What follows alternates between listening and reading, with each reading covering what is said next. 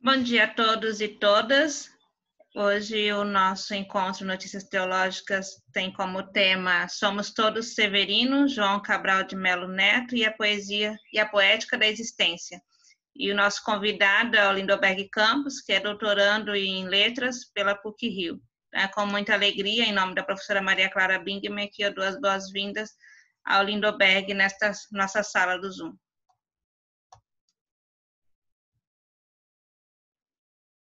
Bom dia a todos, a todas. Obrigado pela participação hoje, pelo menos nesse dia chuvoso aqui em Pernambuco, em meio à pandemia. Agradecer a Kátia aí pela gentileza que sempre está à frente da cátedra, né? Obrigadão, Kátia. E a Maria Clara, óbvio, quem partiu para o convite. E falar de João Cabral de Melo Neto, para mim, particularmente, é um pouco caro e, ao mesmo tempo, é um privilégio, porque a minha relação com a poética do João Cabral de Melo Neto é uma relação um pouco orgânica. Não apenas pelo fato dele ser pernambucano, assim como eu, mas porque a sua trajetória de vida muito me inspira e, ao mesmo tempo, a sua poética consegue me transportar para o mundo do qual, apesar de ser participante, a gente se torna um pouco estranho a ele. E eu queria começar logo essa intervenção pensando nesse aspecto: qual é a capacidade que a literatura tem de dar a ver o mundo de uma forma diferente para aquela que a gente experiencia. O João Cabral de Melo Neto sempre falava que existem duas formas de experimentar a vida: aquela própria que a gente, de fato, está vivendo, né? E também a forma de poder experimentar a vida através da poética, da poesia, da literatura em si. Porque essa palavra, dar a ver o mundo, é uma expressão que ele sempre utilizava, que por meio da literatura é possível dar a ver o mundo de uma forma diferente daquela que a gente pode experimentar. O primeiro ponto que eu queria falar sobre o João Cabral de Melo Neto, provavelmente todo mundo já ouviu falar, ou se conhece, ou já ouviu falar do Morte e Vida Severina, que é um auto de Natal que ele elaborou lá na década de 50, 54, 55, publicado em 56, e foi um livro por encomenda. Mas eu não queria entrar nesse aspecto agora, mas quero deixar de antemão bem claro: o João Cabral de Melo Neto não apenas escreveu Morte e Vida Severina.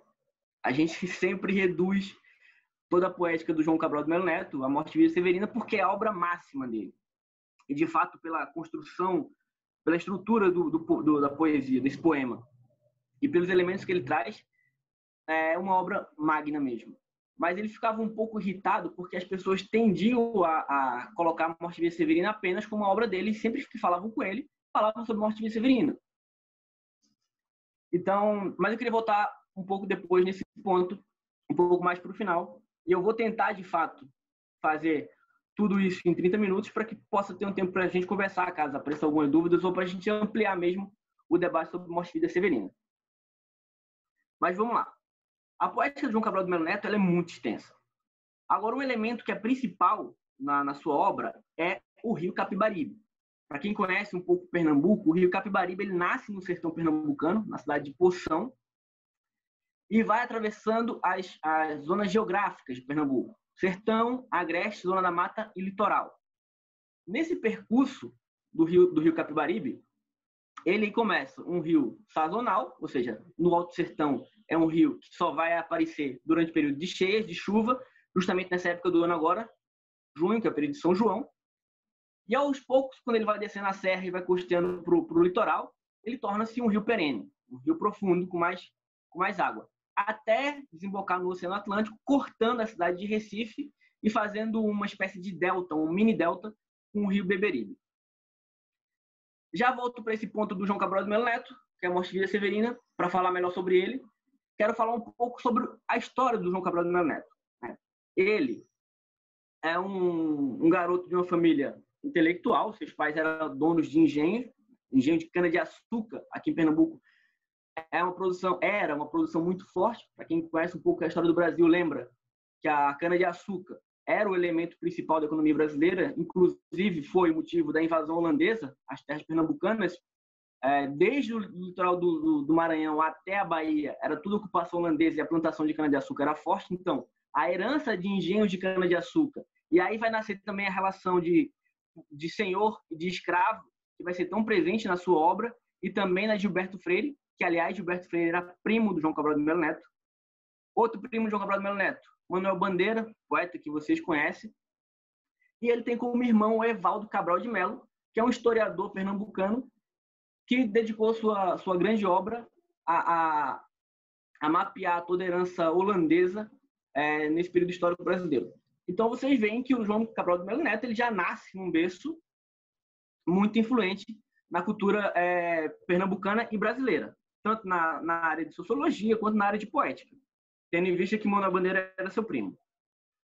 E o João Cabral de Melo Neto ele vai ingressar na carreira diplomática no Itamaraty, no Rio de Janeiro, na década de 40. E é interessante porque ele sempre falava que a pretensão dele ou era ser jogador de futebol, e de fato ele jogou o Campeonato Pernambucano no time de futebol. O time que ele jogava, eu não lembro agora o nome, mas se deu muito mal. Foi lá para a segunda divisão. E aí o time que chegou na primeira divisão, que eu também não me recordo o nome, fez um contrato lá urgente e o contratou para que ele pudesse participar da final do Campeonato Pernambucano. Ele participou e foi campeão. Então, o João Cabral de Melo Neto, por incrível que pareça, ele tinha uma trajetória no futebol, que depois ele vai abandonar, e ele diz que o sonho dele, ou a possibilidade dele, era ser crítico literário.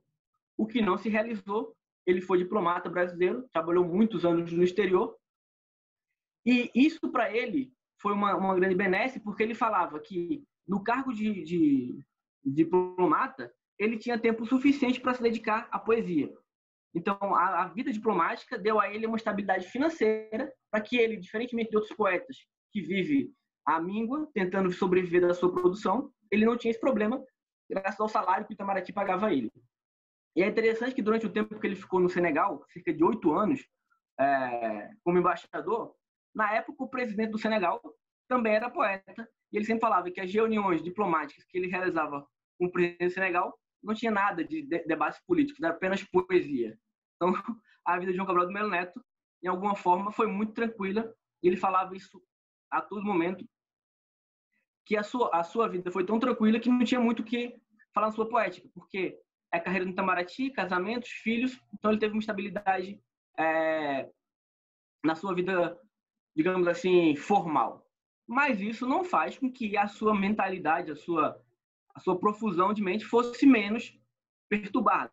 Aliás, existe um caso que ele foi diagnosticado com sintomas depressivos, inclusive um tio dele era psiquiatra, e levou ele para um tratamento numa clínica. Naquela época, ele tomou alguns choques para melhorar da sua depressão. Durante um bom tempo também, os médicos sempre receitavam antidepressivo para ele, e até o momento que ele fala assim: eu descobri que o meu problema não era depressão, era que a minha mente era tão profundamente perturbada com questões existenciais que eu tive que descarregar isso na minha poética. E é interessante ele falar isso, porque para quem conhece um pouco da poética do João Cabral de Melo Neto, é uma poética que o sentimento não é presente. Ele é um poeta, que a gente fala um poeta mais para a linha do racional, ou um poeta concretista, já que ele não aceita, ou ele acha que esse sentimentalismo derramado na poesia não faz bem. Pelo contrário, é preciso ter um controle sobre a sua produção, sobre aquilo que é produzido.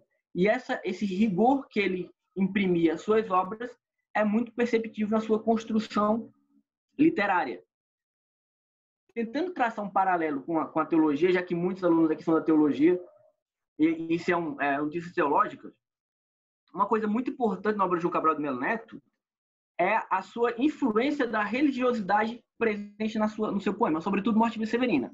Só que é importante lembrar que conceitos como ontologia, metafísica, transcendência eram elementos estranhos à poética de João Cabral de Melo Neto, e, aliás, ele não aceitava esses termos dentro da sua poesia, já que ele sempre falava: eu só consigo expressar um sentimento humano, só consigo expressar a experiência humana por meio de elementos concretos. Então ele falava: palavras como maçã, manga, pedra, cadeira são mais poéticas e expressam melhor uma experiência humana do que palavras como melancolia, tristeza ou depressão.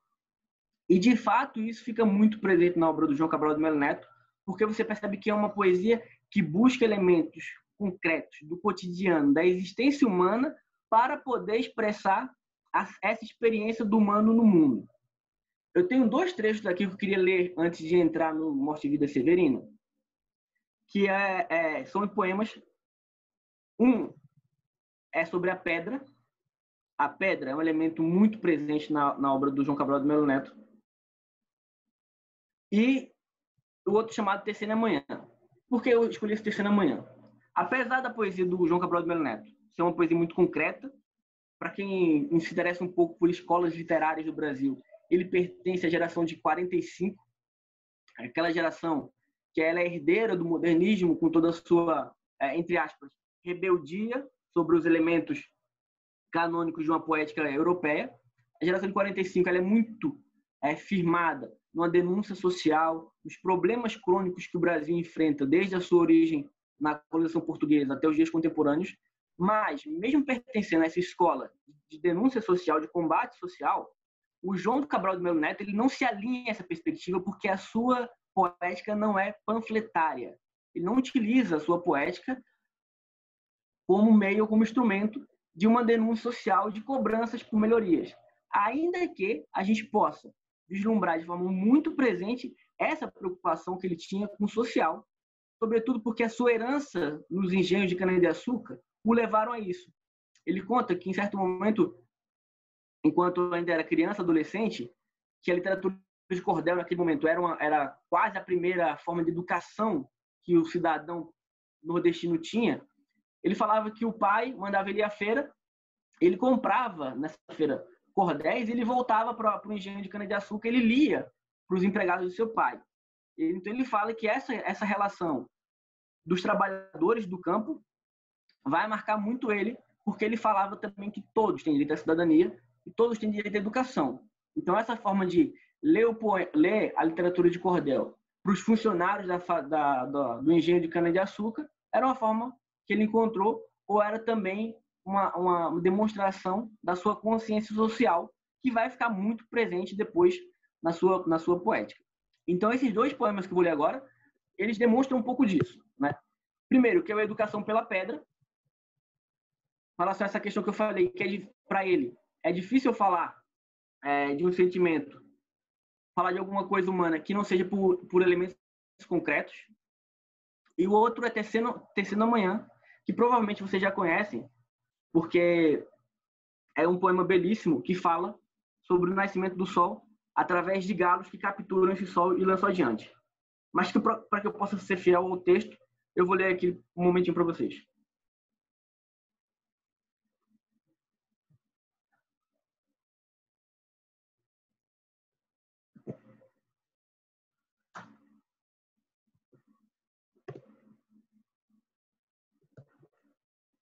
O computador travou aqui. Peço desculpa.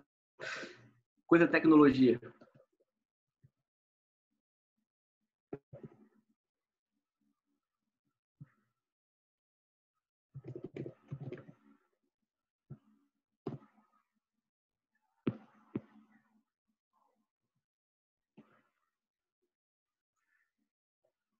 Então, Tecendo Amanhã.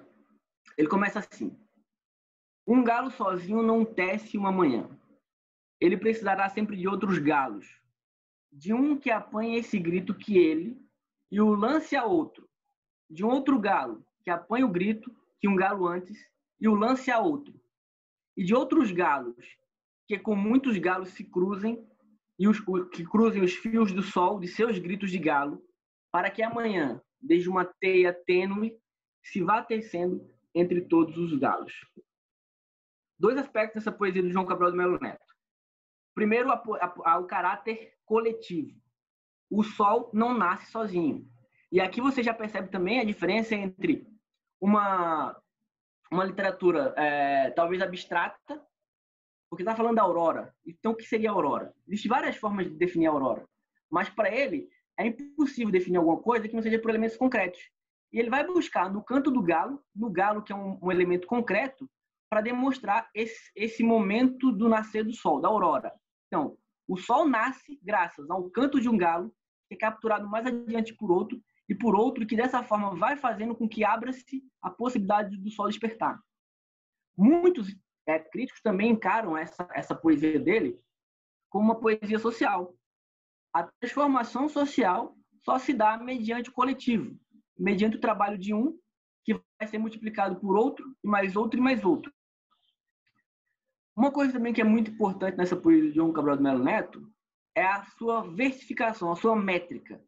Ele sempre falava, eu não construo poesia de asfalto liso, eu construo uma poesia de asfalto esburacado, para que o leitor, assim como o carro, tenha solavancos, supapos, não compreenda o que está sendo escrito. Então, vocês percebem também que a poesia, para quem nunca teve contato com a poesia dele, o primeiro momento que pegar, sobretudo essa poesia mais no final da sua vida, Educação pela Pedra, Uma Lâmina Sua Faca, é uma poesia que a sua rima final não é aquela tradição AB, AB ou A, A, B, B. Então, vai ficar um pouco complicado para ler. E ele falava, algumas poesias podem ser lidas em voz alta, mas a minha maioria de poesia deve ser lida no silêncio do quarto. E aqui eu estou sendo já não fiel ao seu pensamento, porque eu estou lendo de forma alta.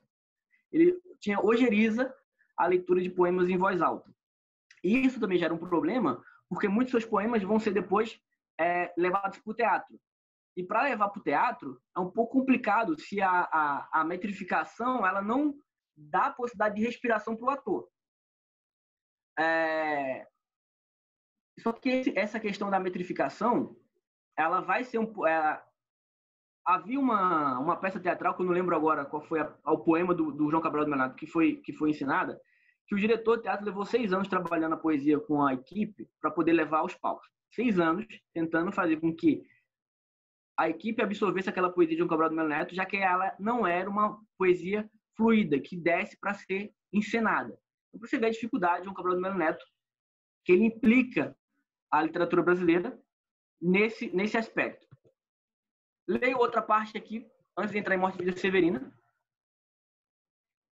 que é justamente a Educação pela Pedra, para mostrar como elemento concreto, já que dentro da nossa história ocidental, do pensamento filosófico ocidental, as questões entre o inteligível e o sensível geraram muitas discussões metafísicas, nessa oposição gerada entre os elementos. E para ele, o inteligível, se a gente pode falar inteligível dentro de uma perspectiva platônica, não existe. O que existe é o concreto, né? O sensível. E aí, uma coisa que ele marca muito esse caráter de aprender, e aí vocês vão lembrar, muito provavelmente, do Paulo Freire, já que Paulo Freire tem uma experiência na periferia do Recife, ou na marginalidade pernambucana, com esses trabalhadores que precisam de um elemento cotidiano da sua experiência própria para poder aprender. Aqui está muito presente essa influência, ou essa herança Paulo Freire. Ele fala: outra educação pela pedra, no sertão, de dentro para fora, e pré-didática. No sertão, a pedra não sabe lecionar, e se lecionasse, não ensinaria nada. Lá não se aprende a pedra. Lá, a pedra, uma pedra de nascença, entranha a alma.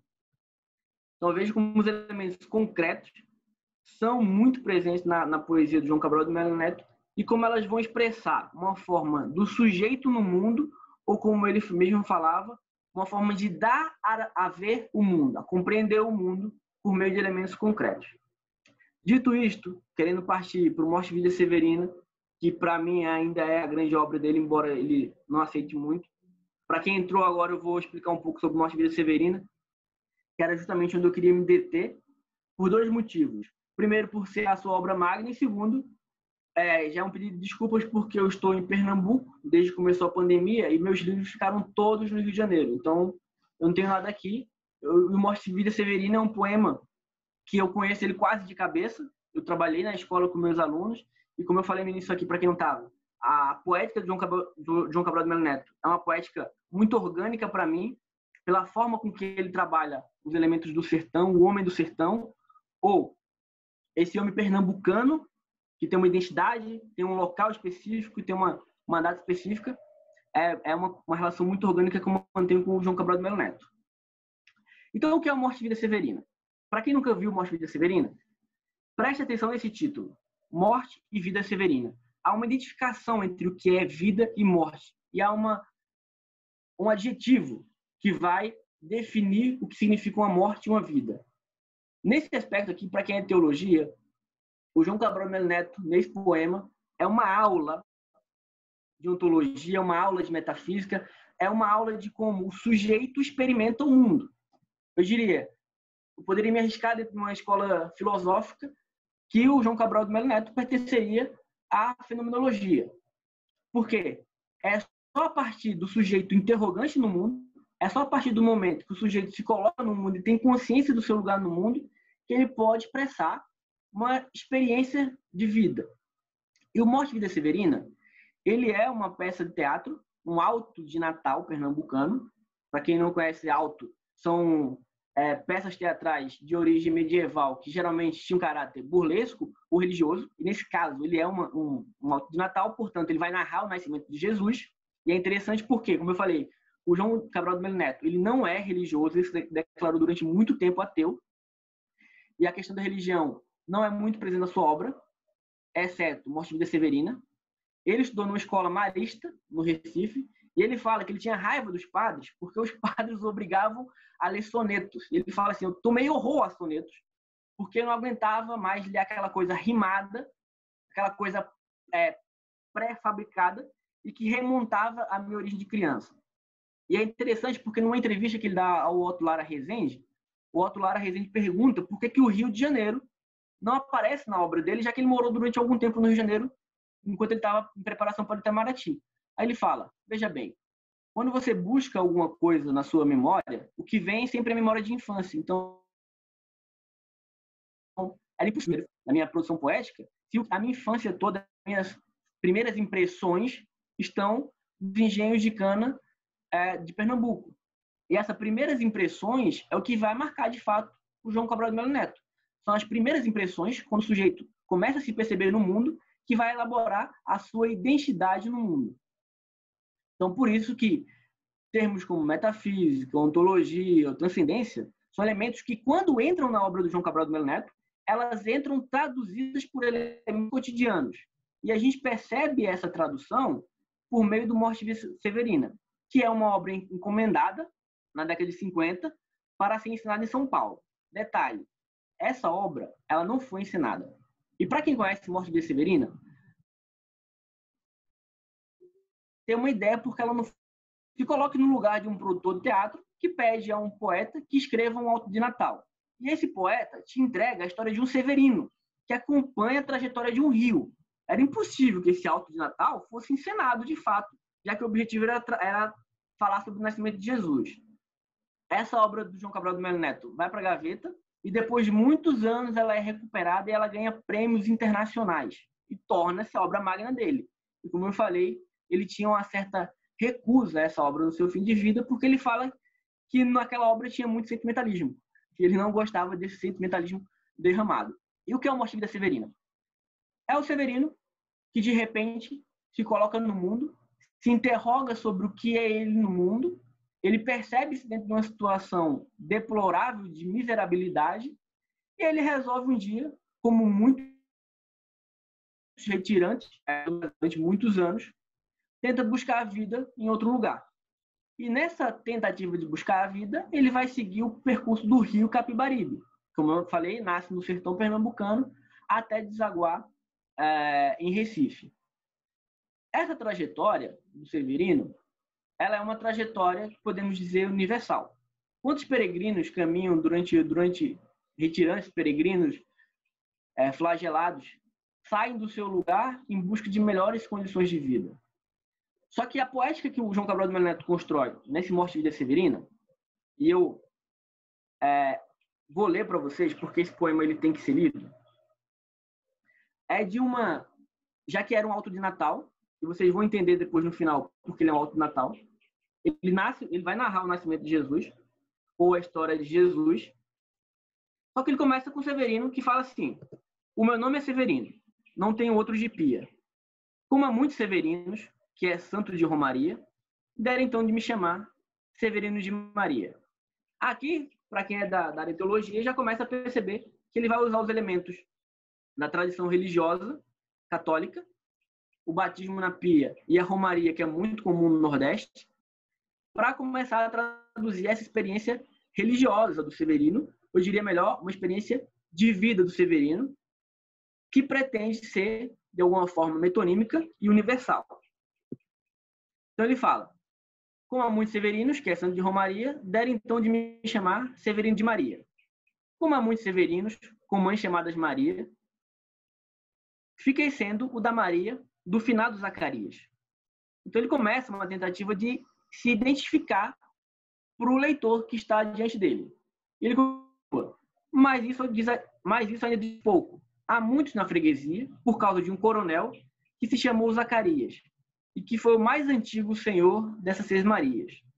Como então dizer quem fala, ora vossas senhorias? Então preste atenção agora que ele tenta se identificar. Vejamos: é o Severino, da Maria, do Zacarias, lá da Serra da Costela, limite da Paraíba.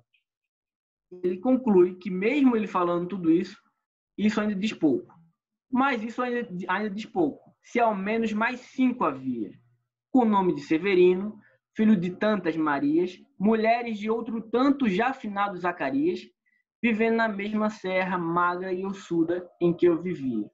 Então veja que o Severino, dentro da perspectiva de tentativa de se colocar no mundo como sujeito particular, singular, quanto mais ele tenta se identificar, mais ele mergulha numa coletividade do qual ele não pode sair.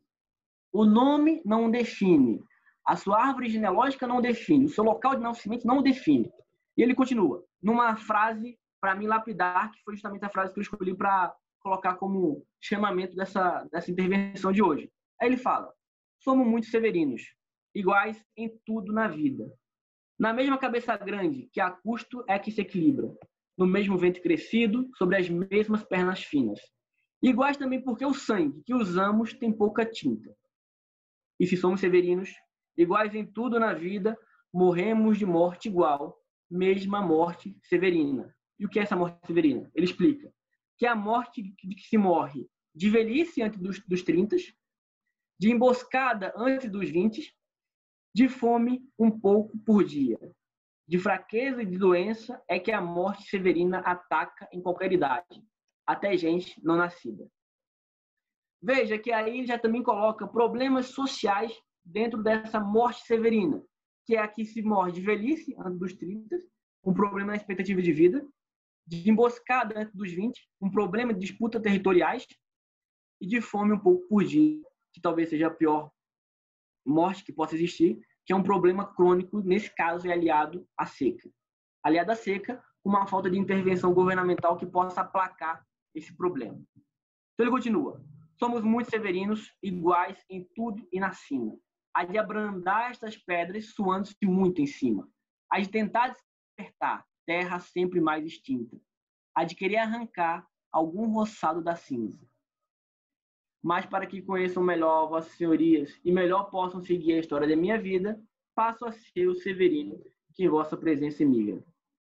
Então, o João Cabral de Melo Neto, ele coloca esse somos muitos severinos iguais em tudo na vida, e é uma frase muito forte, porque ele está identificando toda uma coletividade que, ainda que não sofra os problemas e o flagelo da seca que esse personagem Severino vive, possivelmente vive outros problemas crônicos, seja nesse momento atual que a gente vive uma pandemia, seja num problema, como estávamos debatendo ontem numa reunião com a Maria Clara, sobre as migrações na Europa e no Oriente Médio.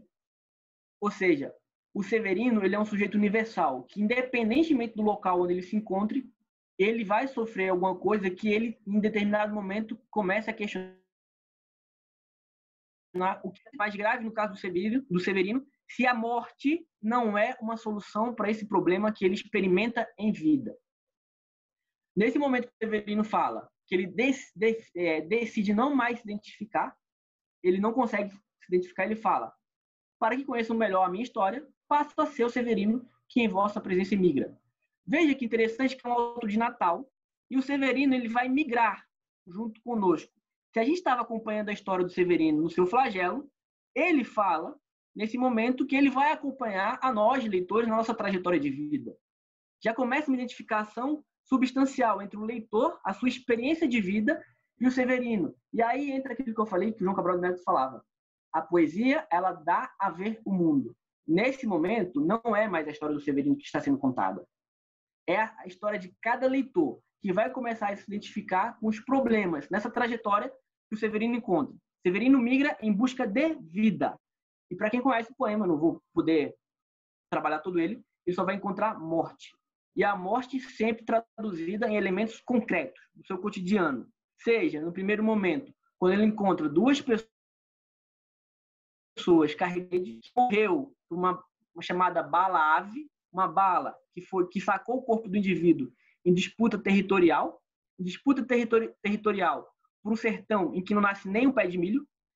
Essa questão de morte e vida vai ser traduzida depois, quando ele encontra uma rezadeira, digamos assim, que ele pergunta se onde ela mora, tem local de trabalhar, e ela pergunta, o que é que você faz da vida? Ele fala, eu só sei lavrar a terra, só sei cavar a terra com a enxada. E ela fala, isso não adianta, se você souber encomendar um morto, rezar uma Ave Maria, um rosário, aqui tem trabalho, tem emprego, porque é isso que a gente faz. Ou seja, quando ele se depara na porta de um cemitério, muro caiado, ele começa a ouvir a conversa de dois coveiros, e os dois coveiros começam a falar sobre os defuntos que são enterrados em dois cemitérios de Recife, de Casa Amarela e de Santa Amaro. E eles começam a falar, de Santa Amaro é cemitério de rico, lá é como transatlântico. De vez em quando chega um transatlântico, ou seja, um defunto, e há uma pompa, uma cerimônia. No de Casa Amarela, não. É como um trem do subúrbio, que chega a todo momento com pessoas descarregando. Ou seja, também tem essa questão dos problemas crônicos, sociais, estruturais, em que a população pobre, marginalizada, vai sofrer sempre mais, e vai ser sempre que nem a sua morte, como um trem de carga, que vai chegar o tempo todo descarregando mortos, e que não há cerimônia, não há pompa, enquanto na parte rica do cemitério de Santo Amaro, essa coisa vai ser diferente. É o transatlântico que chega com pompa. Então, veja que o João Cabral de Melo Neto vai traduzir tudo sempre através de uma experiência própria, de elementos que possam traduzir essa experiência do sujeito no mundo.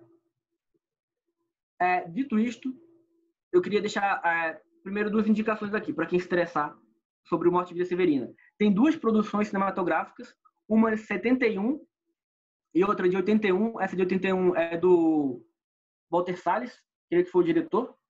Eu vejo aqui para vocês, para confirmar de certeza. Do Walter Avancini, de 81.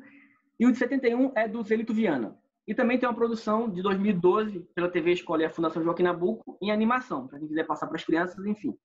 Essa produção do Zelito Viana, de 71, ela é interessante porque é uma espécie de filme documentário. Ele coloca dois poemas de João Cabral de Melo Neto, Morte e Vida Severina e O Rio, que também é a história do Rio Capibaribe, e ele vai intercalando essa narrativa com imagens dos trabalhadores rurais da década de 70 no Brasil. Então vai trabalhando um problema também social. Ele vai intercalando a poesia com esses elementos concretos. Já o do Walter Avancini é fiel ao texto, é a narrativa do próprio poema, que vai sendo elaborado ao longo do tempo. Mas, enfim, quero passar adiante para terminar a Morte de Severina, para sobrar tempo para a gente.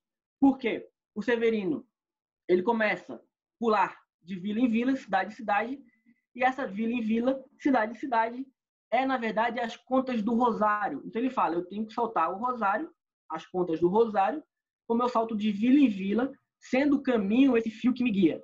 Então, tá aí, por ser um alto de Natal, tá aí o elemento da religiosidade popular que o João Cabral de Melo Neto utiliza para guiar o Severino. E ele vai andar e vai encontrar a morte, até chegar um momento que ele fala: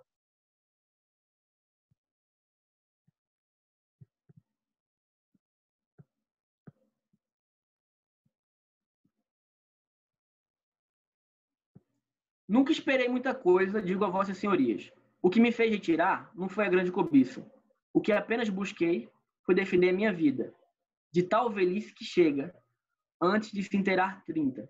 Se na serra vivi 20, se alcancei lá tal medida, o que pensei retirando foi estendê-la um pouco ainda. O Severino começa a entrar num estágio de pura reflexão. Ele não sabe mais o que fazer, até o momento que ele chega no Recife e ele pensa em encontrar ali, já que o Rio Capibaribe, naquele momento, é um rio caudaloso, perene, profundo, ele pensa em encontrar vida. O que ele vai encontrar quando ele chega no Recife, para quem conhece Recife, o Rio Capibaribe ele é margeado por palafitas, uma periferia miserável de pessoas que vivem na lama e caçam o guaiamu para poder se alimentar. A vida que ele buscava desde a sua saída lá no Alto Sertão, ele não encontra em nenhum momento. Ele só encontra a morte. E é esse retrato do flagelo e da miserabilidade que até no Recife ele se encontra.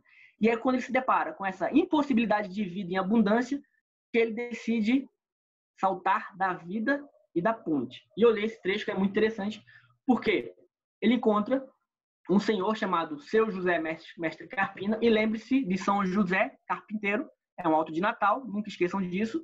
Ele encontra o Seu José Mestre Carpina, quando ele está diante da ponte, e pergunta: Seu José Mestre Carpina, que habita este lamaçal, sabe-se dizer se o rio, a esta altura da val é profundidade, sabes me dizer se é funda esta água grossa e carnal?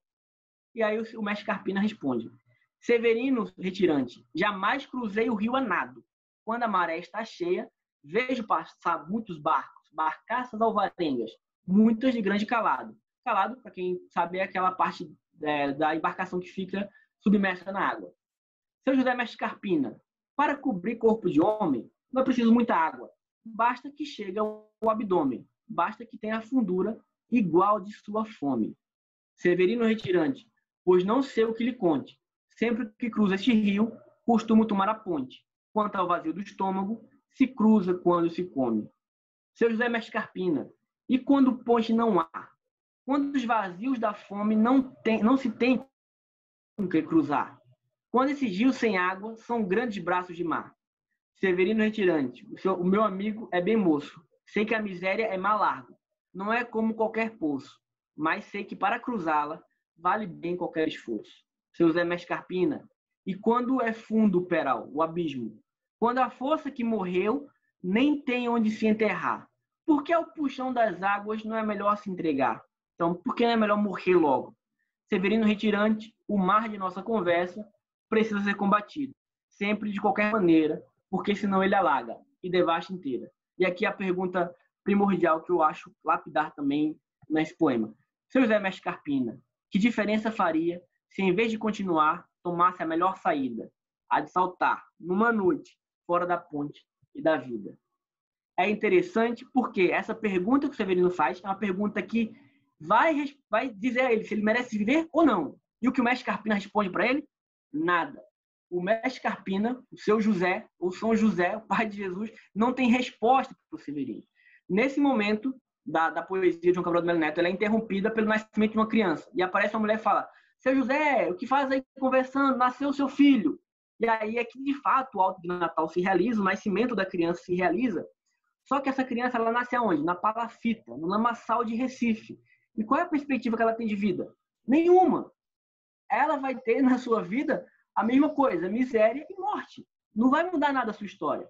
E nesse momento, então, aparecem algumas pessoas, uma alusão aos 3 reis magos, que trazem presentes para essa criança, e os elementos que ela traz são elementos do cotidiano dessa criança. Pitomba, guaiamu, caranguejo, enfim, e começam a presentear a criança. E aparecem 2 ciganas, já estou encerrando aqui, que começam a falar sobre o futuro dessa criança. E fala: seu futuro será de miséria, mas também terá esperança, enfim. Essa cena do Alto do Natal é o único pedaço onde, de fato, se realiza o Alto do Natal, no João Cabral do Melo Neto, no Morte do Severina. E a cena volta para o Mestre Carpina e o Severino. E aí o Mestre Carpina responde, finalmente: Severino retirante, deixe agora que lhe diga. E antes de continuar, eu quero dizer uma coisa aqui. Eu vou encerrar porque eu acho, em algumas poesias, o final não deve ser comentado, porque ela fala por si só. E se eu for falar, eu vou estragar essa poesia de João Cabral do Melo Neto. Mas eu quero adiantar algumas coisas aqui antes de falar esse final. Para mim é impressionante. Como é que eu vou definir a vida com palavras ou com teorias? E isso é muito importante para quem é da teologia, psicologia, literatura, área de humanas pensar. Quando alguém me pergunta qual é o sentido da vida, o que é a vida, ou essas perguntas mais elementares, geralmente a gente tem uma pré-produção teórica já preparada para jogar naquele indivíduo, né? Sobretudo quem trabalha com psicologia compreende mais profundamente isso. Só que em algum momento a vida não tem como ser explicada por palavras. Como é que eu vou usar teorias metafísicas, teológicas, literárias, psicológicas, sei lá qual for, para falar para o indivíduo sobre o que é a vida se a experiência dele não chegou naquele patamar? Então, para o João Cabral de Melo Neto é importante isso. A vida é uma experiência única que cabe a cada indivíduo experimentá-la, e essa experiência que vai dizer para ele qual é o seu sentido da vida. Não são teorias que vão dizer. Há concordâncias e há discordâncias sobre isso. Mas eu mantenho fiel ao pensamento de João Cabral de Melo Neto, para quem a experiência é singular, particular, e não existe palavras que definam. E aí eu encerro aqui com a pergunta. O Severino, se não era melhor saltar da ponte da vida? E o mestre Carpina responde. Severino retirante, deixa agora que lhe diga. Eu não sei bem a resposta da pergunta que fazia. Se não vale mais saltar fora da ponte e da vida. Nem conheço essa resposta, se quer mesmo que lhe diga. É difícil defender só com palavras a vida. Ainda mais quando ela é esta que vê, Severina. Mas se responder não pude a pergunta que fazia, ela, a vida, a respondeu com sua presença viva. E não há melhor resposta que o espetáculo da vida. Vê-la desfiar seu fio, que também se chama vida. Vê a fábrica que ela mesma teimosamente se fabrica. Vê-la botar como há pouco em nova vida explodida. Mesmo quando é assim pequena, a explosão como a ocorrida. Como a de pouco, franzina. Mesmo quando é a explosão de uma vida severina.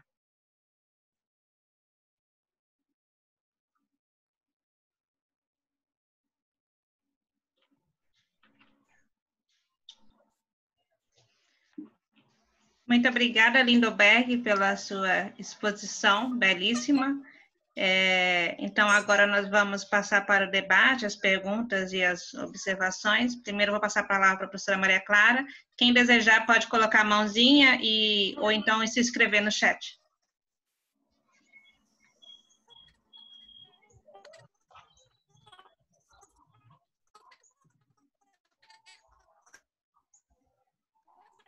Está sem som, professora.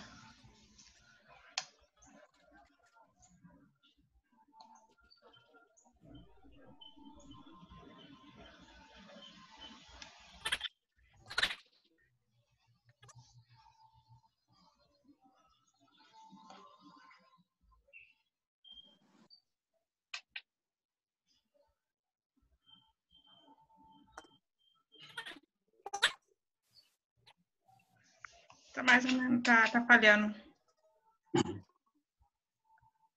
É melhor sair, desconectar e conectar de novo, não? Talvez resolva o problema.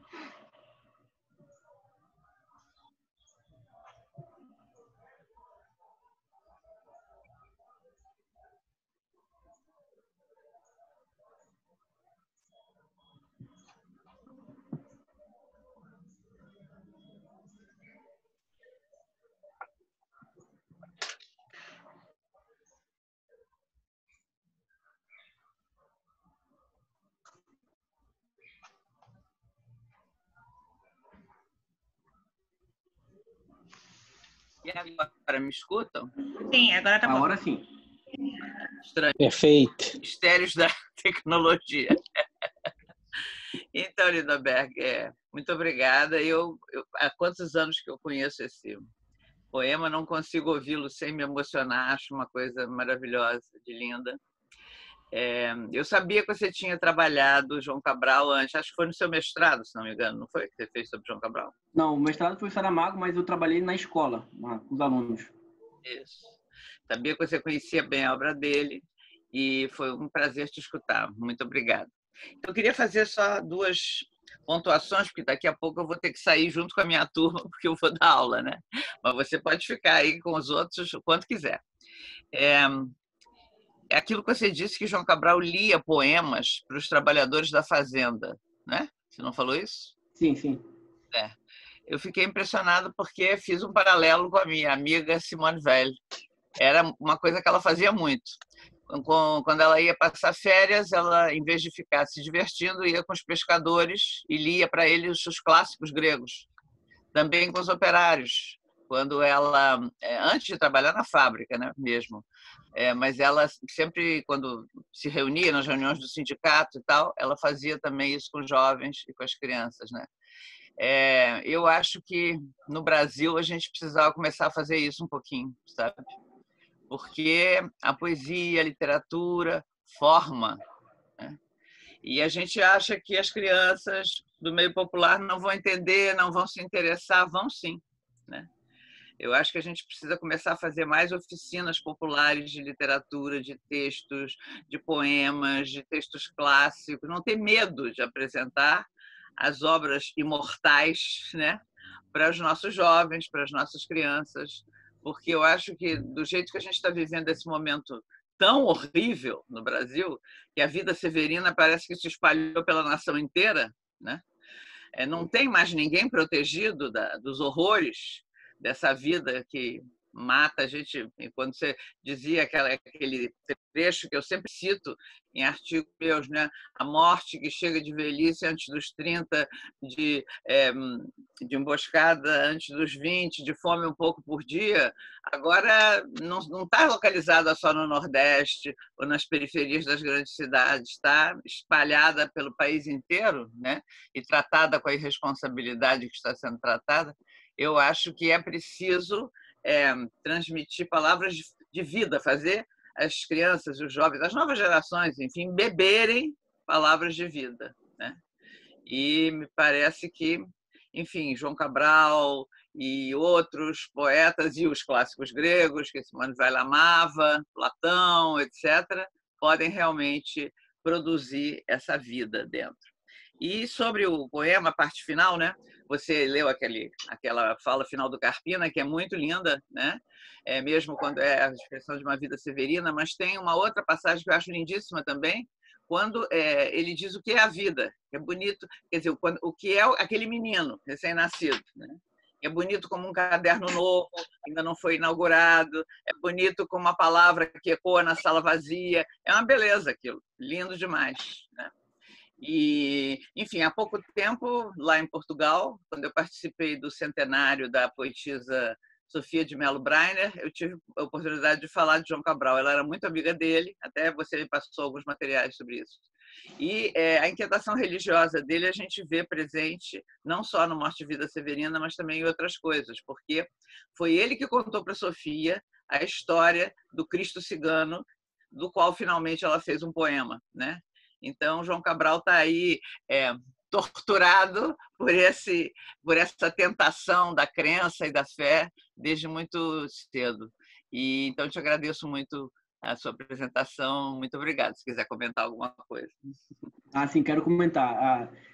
Essa questão do João Cabral do Melo Neto de ler poesia, ou ler a literatura de cordel para os trabalhadores, e infelizmente o Manzato teve que sair, me lembrou muito o Manzato, e também a senhora, quando falava que trabalhava na Rocinha, comentava trechos bíblicos. Eu lembro que a senhora falou uma vez que às vezes não sabia o que comentar com aquele povo, aquele trecho bíblico, mas chegava lá e eles tinham sempre uma expressão de vida para aumentar ou alimentar esse debate. Então, acho que essa educação que o João Cabral chama de educação pela pedra, de ler ou fazer rodas de leituras, de fato, a literatura sempre vai ser educativa, né?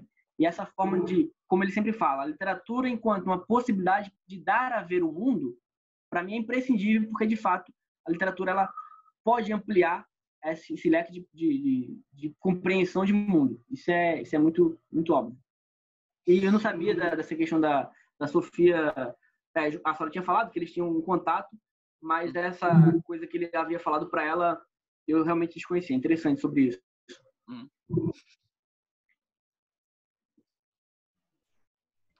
Obrigada. A professora Francilaide levantou a mão. A senhora deseja fazer uma pergunta?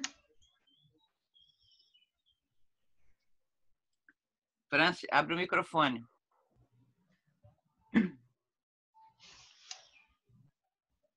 Franci. Oi. A senhora levantar a mãozinha? É outra Oi. nordestina aqui, outra nordestina. É, a minha mão estava levantada, assim. Agradecer muito pela partilha, parabéns pela exposição. E, como a Maria Clara colocou, eu sou uma nordestina aqui nessa cidade. E me fez sentir o cheiro dali do rio Capibaribe, aquele momento. E aí eu queria só pedir para que você pudesse nos ajudar. Você mora aqui no Rio?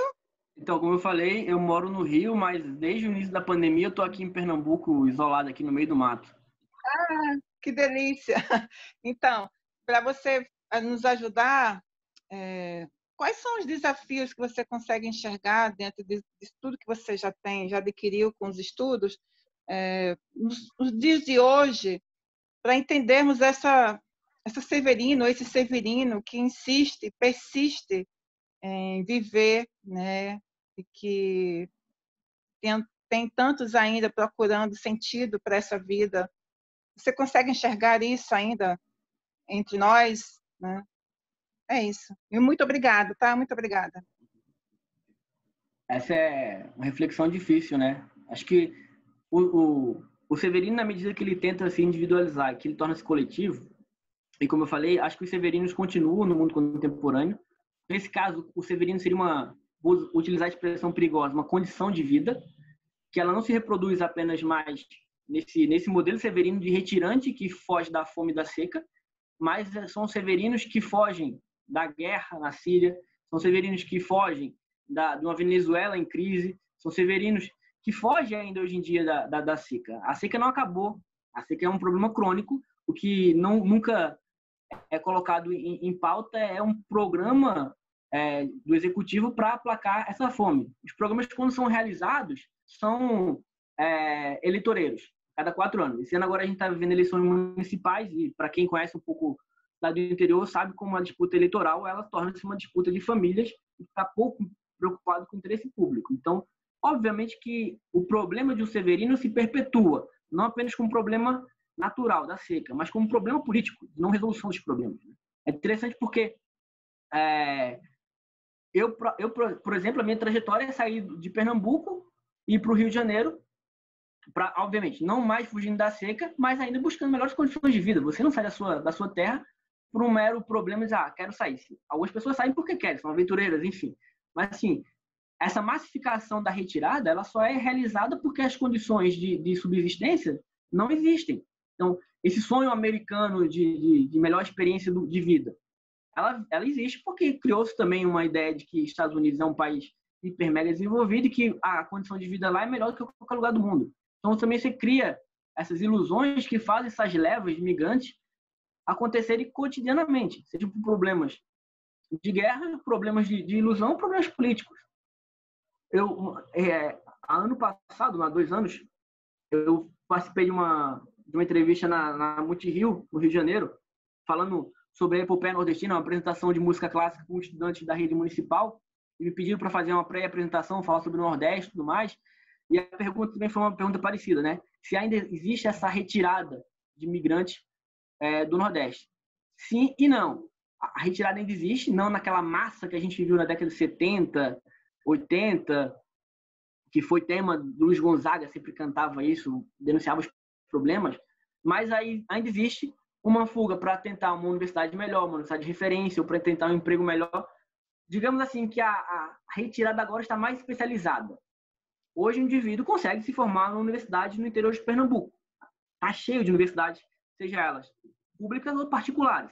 Na minha época não existia faculdades aqui na cidade ao lado, que é Caruaru. Existia uma faculdade particular que era da Igreja Católica, a FAFICA, Faculdade de Filosofia, Ciências e Letras. Hoje tem no mínimo 5 universidades agora. Virou um centro médico. Então, quer dizer, as condições são melhores. Então a retirada também se dá para uma especialização melhor. Mas os severinos, provavelmente, como eu falo, é uma condição de vida que nunca vai mudar. E isso é interessante. Talvez seja a história da humanidade. Eu lembro muito bem, quando a gente vai estudar a Bíblia, A história do povo hebreu é uma história de retirada, né? De exílio, fugir das condições de escravidão para a liberdade. Então, talvez esse percurso humano seja um percurso que seja a identidade humana. Obrigada.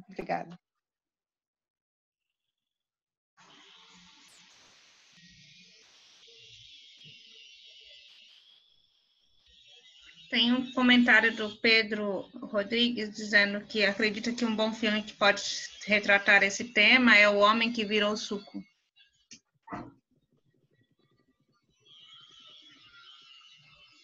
Vou anotar aqui, já estou procurando aqui para assistir depois. Acho que eu nunca assisti esse filme. Não. É interessante. Obrigado pela indicação, já tem um filme para assistir hoje. Mais alguém? Esdras, né? Esdras. Kátia? Esdras, né? Pelo menos ele levantou a mão ali. Esdras, pode falar. Esdras. Eu levantei a mão por acidente, mas eu vou aceitar o desafio.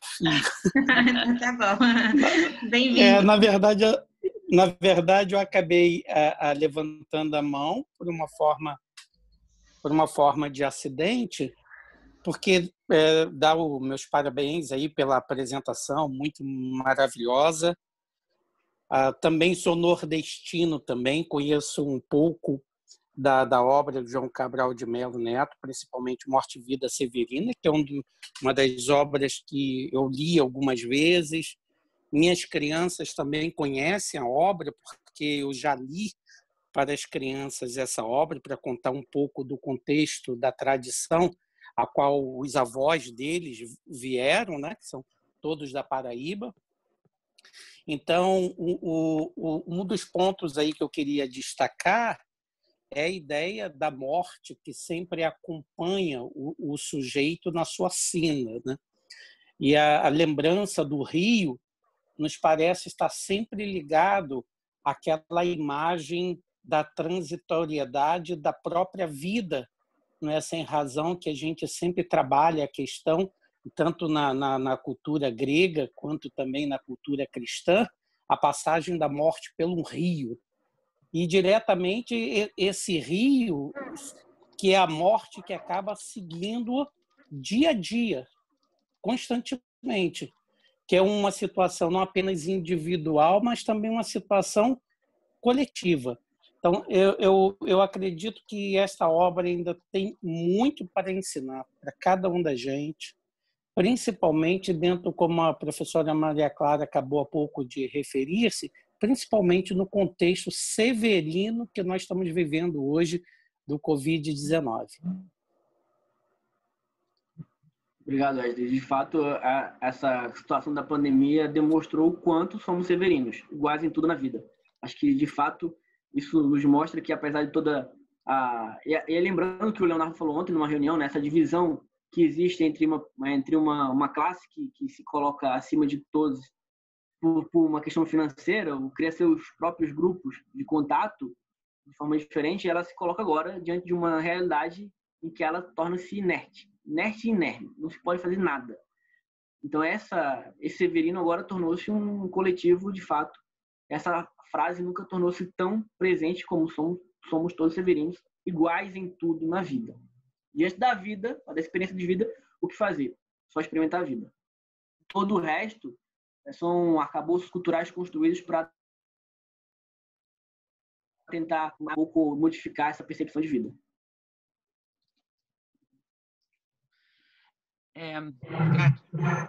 Kátia, então eu gostaria depois de ler para vocês aquela parte que eu disse que era bonita, e com isso eu vou me retirar com a turma e depois ficam os que continuarem conversando com o Lindoberg. Eu gostaria que todo mundo ouvisse, porque eu acho muito bonito demais, né? Vou ler para vocês. São os vizinhos, amigos e as pessoas que vieram com os presentes falando para o menino. De sua formosura já venho dizer, é um menino magro, de muito peso não é, mas tem o peso de homem, de obra de ventre de mulher. De sua formosura, deixai-me que diga. É uma criança pálida, é uma criança franzina, mas tem a marca de homem, marca de humana oficina. Sua formosura, deixai-me que cante, é um menino guenzo, como todos os desses mangues, mas a máquina de homem já bate nele incessante. Sua formosura eis aqui descrita, é uma criança pequena, encrenque e 7 mesinha, mas as mãos que criam coisas, nas suas já se adivinha. De sua formosura, deixai-me que diga, é belo como o coqueiro que vence a areia marinha. De sua formosura, deixai-me que diga, belo como o aveloz contra o agreste de cinza. De sua formosura, deixai-me que diga, belo como a palmatória na caatinga sem saliva. De sua formosura, deixai-me que diga, é tão belo como um sim numa sala negativa. É tão belo como a soca que o canavial multiplica. Belo porque é uma porta, abrindo-se em mais saídas. Belo como a última onda, que o fim do mar sempre adia. É tão belo como as ondas em sua adição infinita. Belo porque tem do novo a surpresa e a alegria. Belo como a coisa nova na prateleira até então vazia. Como qualquer coisa nova inaugurando o seu dia. Ou como o caderno novo quando a gente o principia. E belo porque o novo todo velho contagia. Belo porque corrompe com sangue novo a anemia.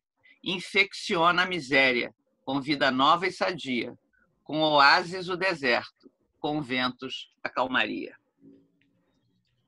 Depois disso, só dá para dizer amém, né? Amém. Amém. Muito bonito. Muito Super obrigado, Lidoberto. Obrigado, professora Maria Clara. Obrigado mesmo.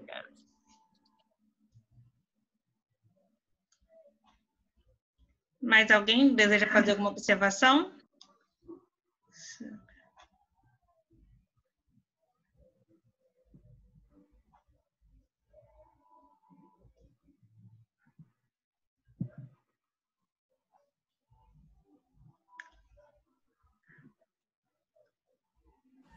Pode falar, Esdras.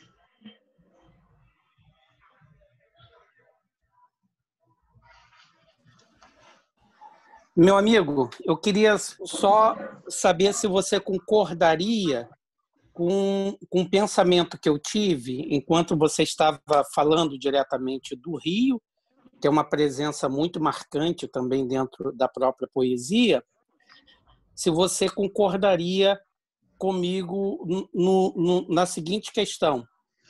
Me parece diretamente que existe uma relação quase que simbiótica entre o próprio Severino e o próprio Rio, porque ambos, na verdade, têm vidas severinas. O Rio, por causa da própria seca, e, algumas vezes, no próprio poema, ele descreve o Rio com características pessoais.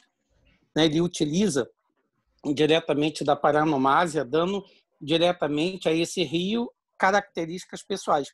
E o interessante que eu notei é que esse rio também está sofrendo diretamente por causa do clima, à medida também como o indivíduo, o Severino, está sofrendo também pela mesma seca que também afeta o rio.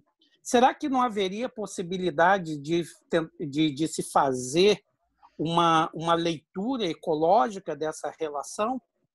Será que isso seria possível ou seria forçar demais a poesia?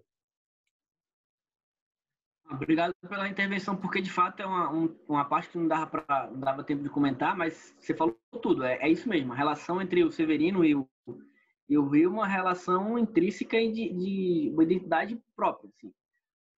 Tem dois também pontos de vista para poder observar isso. Você pode observar pelo estrutural, de como os poemas foram construídos, e aí eu acho que isso reduz a visão da literatura para a gente, que é Morte de Vida Severina, ele é o último poema em que o Rio é o protagonista, né?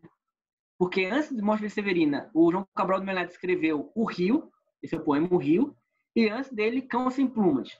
Nos três, o Rio é o protagonista. No Cão Sem Plumas, ele vai narrar o Rio Capibaribe no Recife. Então, vai falar da realidade do Recife com o Rio, essa relação entre os dois. Uma relação do rio poluído, do meio ambiente, né, contaminado, dessa cidade que se levanta sobre a lama. Então, tem um problema ambiental também aí. E no rio, ele dá a voz ao rio. Então, o rio é o personagem. O rio começa a narrar a sua história ao longo do seu nascimento até as suas margens.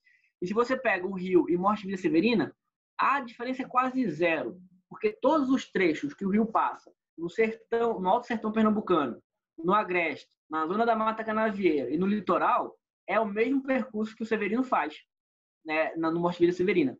Então, ali, acho que o Rio, ele foi escrito, eu vejo aqui para ti agora, acho que 2 anos antes do Morte de Vila Severina.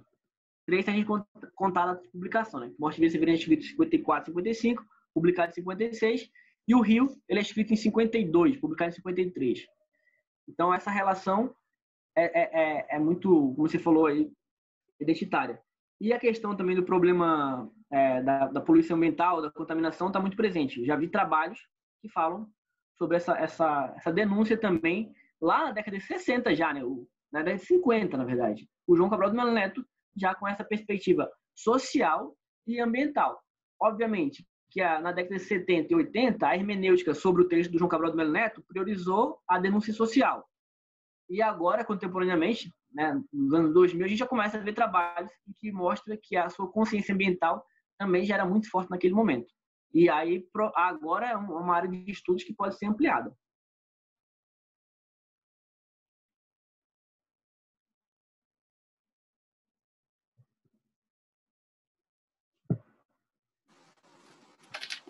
Muito bem, muito bem. Eu agradeço aí pela intervenção.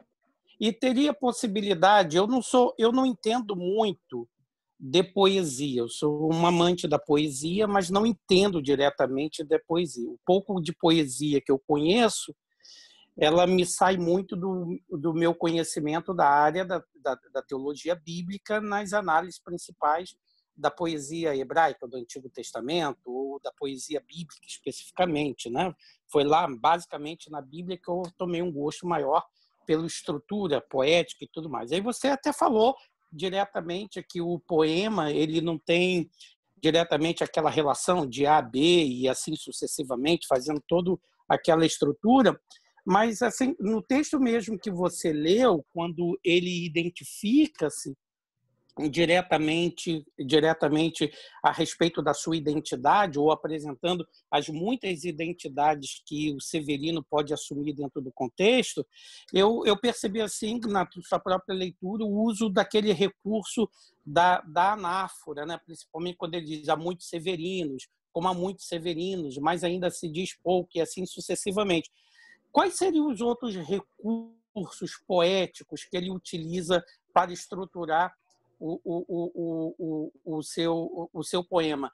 E essa estrutura ela é artificial ou artificial, que eu quero dizer o seguinte, ele, como a gente vê em Augusto dos Anjos, né, há um esforço para fazer o decassílabo, que é um trabalho completamente técnico mesmo, só quem sabe mesmo trabalhar isso é que pode fazê-lo.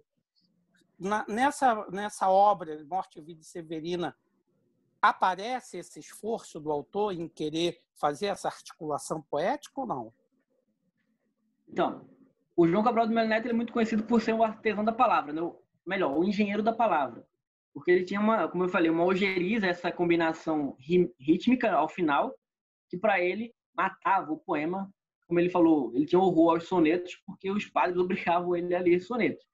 Mas o Morte de Vila Severina, por incrível que pareça, ele tem uma rítmica final. Você consegue ler ele com esses finais rimados. Mas não é aquela rima simples do soneto, que a vogal final ela vai rimar. Sim, há uma vogal final que rima, mas ao mesmo tempo há uma construção poética que tenta fugir um pouco disso. A produção poética dele, ele tenta fugir da rima. E ele fala que quem mudou a forma dele pensar sobre poesia foi o Carlos Drummond de Andrade, naquele livro... agora eu esqueci o nome, mas depois eu te passo. Mas ele viu que a poesia ela pode ser feita com poema livre, com verso livre, na verdade, né? Versos soltos. Então, a partir do Carlos Drummond de Andrade, ele modificou. Porque se você pega, por exemplo, Pedra do Sono, que é o primeiro livro dele, que é um livro mais surrealista, tem uma rítmica final. ele modifica isso. Tanto é que quando eu li A Educação pela Pedra, aquele trechinho, você não consegue respirar, você tem que parar. E ele falava, a minha literatura não é feita para ser lida em voz alta, é para parar, respirar e pensar sobre o que está lendo e ler mais de uma vez. Mas o Morte e Vida Severina modifica essa perspectiva, porque é um livro encomendado, era um livro para ser declamado como Alto de Natal, então ele não podia fazer da sua obra Morte e Vida Severina aquela obra que ele buscava em Cão Sem Plumas, por exemplo. Você vai ler Cão Sem Plumas, que é o Rio também, que inclusive foi feita uma encenação teatral com a Deborah Coker, né? Com uma coreografia de dança. O Cão Sem Plumas, você não consegue ler o Cão Sem Plumas de uma forma rítmica. Ela é totalmente cortada, assim como o Rio também.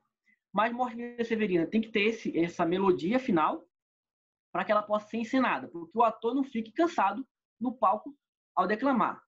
Mas tem alguns trechos, sobretudo quando ele encontra, na segunda parte, quando ele encontra os dois homens carregando o defunto, né, na rede, e a frase final é típica do jogral, ou típica do jogo da literatura de cordel. Ele fala uma frase, e aí, ou para quem conhece o repentista, você conhece o repentista, você sabe, né? O cantor de rap, ele joga uma frase e o outro retoma. E aí ele joga frases artificiais.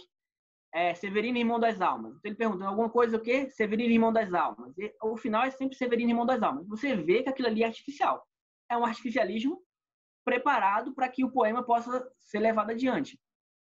Em outro trecho também, quando ele está em contato com essa mulher que fala que só para quem reza morto ou encomenda morto tem emprego, também há um jogo final de palavras. Por que esse jogo final de palavras? Para que o interlocutor seguinte ele possa pegar o gancho final e dar continuidade. Então, quer dizer, você vê aí no Morte e Vida Severina também que ele tem uma alta precisão estilística, ele tem um alto domínio sobre as técnicas de construção do poema. Então, ele tanto constrói o poema rítmico tradicional, como ele constrói aquele jogo do jogral medieval, aquela literatura de cordel, em que ele joga uma palavra e faz com que o seu interlocutor seguinte retome essa palavra e leve adiante. Vai se jogando, esse jogo vai e volta. Então, por isso que também que ele rejeita um pouco Morte e Vida Severina quando ele está na sua fase adulta, porque ele fala, isso aí foi uma construção que eu fiz encomendada e que não reflete a minha elaboração poética mais profunda. Ainda que Morte e Vida Severina seja hoje a obra magna dele, sem dúvida nenhuma.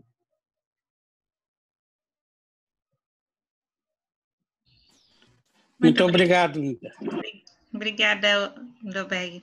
Bom, acho que tem algumas agradecimentos aqui no chat, depois você pode ler, mas acho que não tem mais nenhuma pergunta.